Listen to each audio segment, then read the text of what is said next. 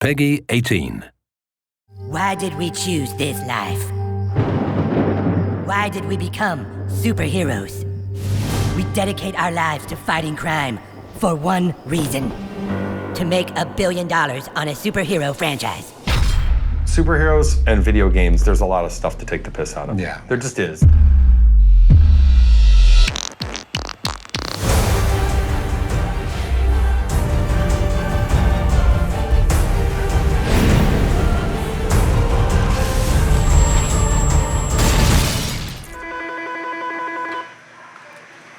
Hello, South Park. We learned so much from Stick of Truth that we decided, let's do another one and take everything we've learned and kind of make it better. And so We did learn a lot, and I think this game's gonna be much, much better.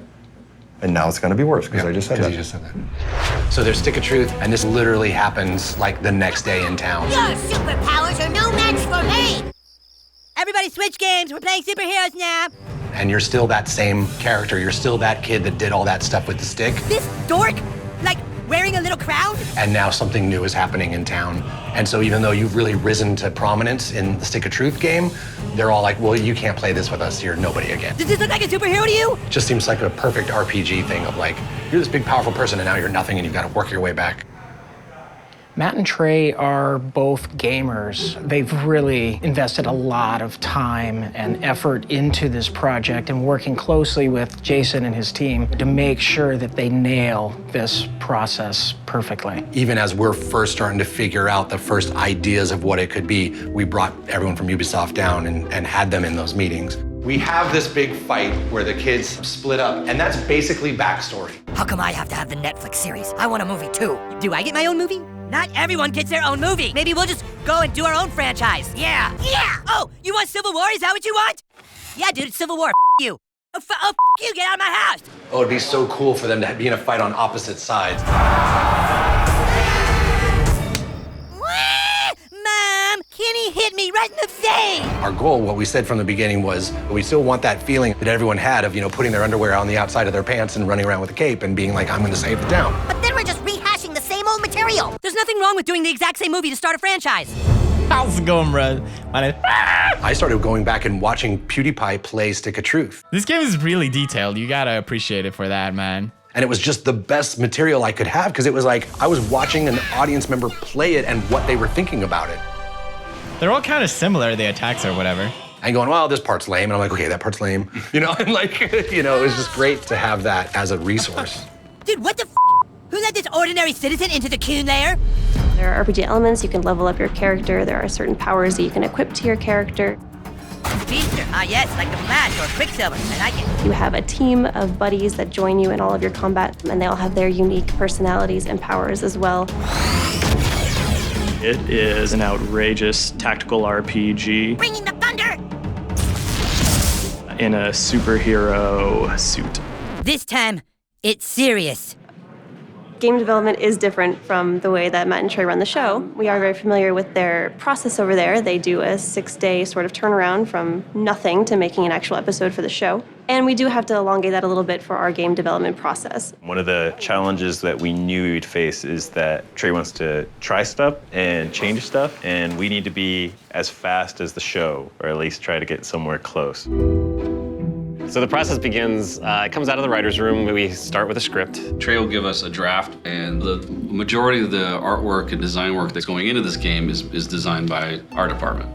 Part of the fun of the first game was that you get to pick what type of character you are, what costumes you get to wear. Part of this game is going to have that too, where you get to sort of dress your character up based on your superpower or based on what type of superhero that you are. So these are some concepts that we created to kind of get an idea of what these kids would look like. There's a very specific style to South Park. Not everyone can just simply animate and make it look like South Park. There's a lot of little nuances that I've had to learn. It is much more complex than some of the more high graphic games that I've worked on, simply because it's so hand-drawn and it's a unique style. There's a lot of attention to detail in the show. If you look at a tree, none of the trees are exactly the same. They have different lines because everything is hand-drawn. I think the hardest feature that we've had to develop so far has been combat. The combat stuff is definitely the most intense technical gameplay part of it. We knew we wanted to keep turn-based, You were heard, yes, but the intruder had made a critical mistake. He pissed you off. Because that works really well for timing and comedy and allows us, like, the conceit of the boys playing a game within a game. Nice. But we definitely wanted it to be version 2.0. I think we can all agree that this kid shows a lot of potential. We're expanding upon the combat, moving from a more traditional JRPG turn style to something that's a little more tactically based. That pretty much allows our players to have a lot more flexibility in terms of how they attack combat. Car! Car! Stay out of the street, damn kids! You, dude. It's Civil War, dick. Being able to pick which heroes they want at their sides, combining powers and abilities, and positioning their characters adeptly. You're actually having to think a little bit more about your next move and maybe even 2-3 moves ahead. You want it to be complex enough to be fun and challenging and have strategies, but you also want it to be simple enough that it looks like South Park and it is just still fun. We established in Stick of Truth that you have a magical butthole, and so this kind of goes to the next level where we're like, you how get can we make your farts more powerful than what it was in Stick of Truth? And we're like, could start to bend time. Yeah, if you make it really rips a hole in the space-time continuum. You really rip one. You can really rip one. Which again was one of those things like, oh, that's a great idea, but then when you start to put it into a video game system, it's really hard to figure out. So I think we figured out a good time fart system.